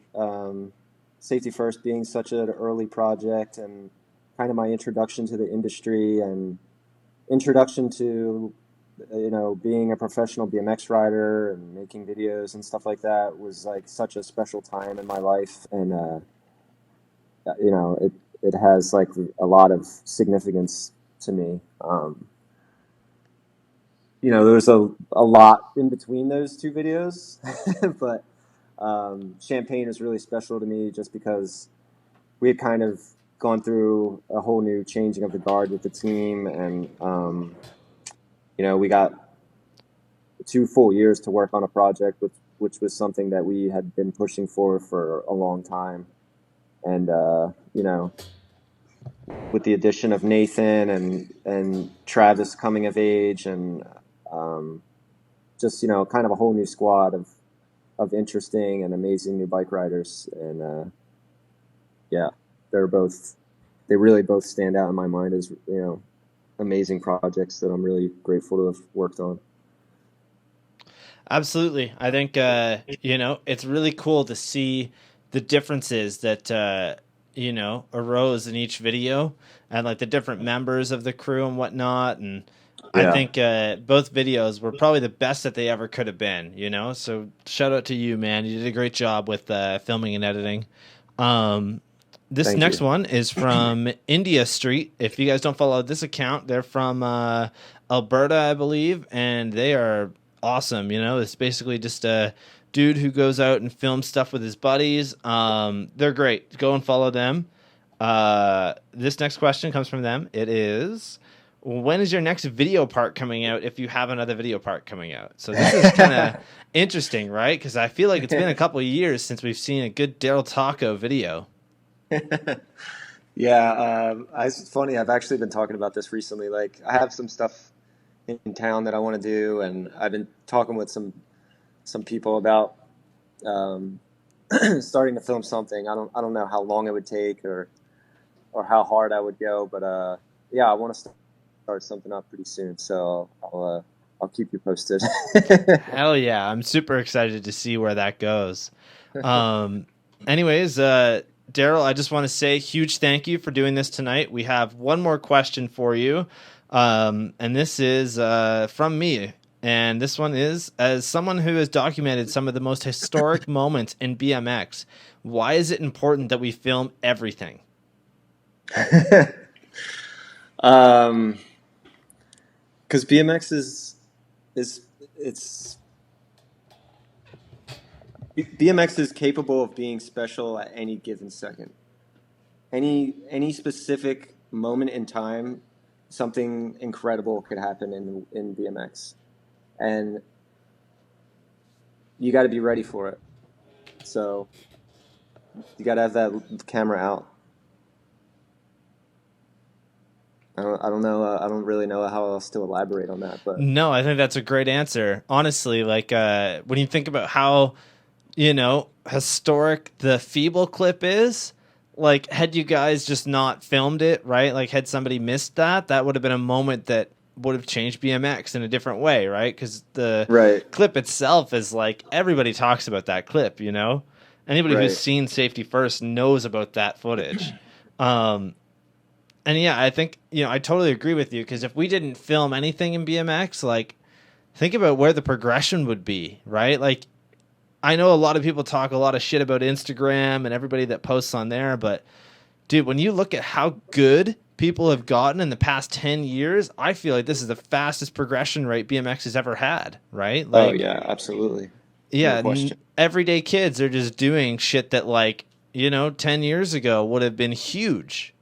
Right. Yeah, it's insane, and you're right. Like, without documentation, there's way less progression. So, absolutely. Yeah.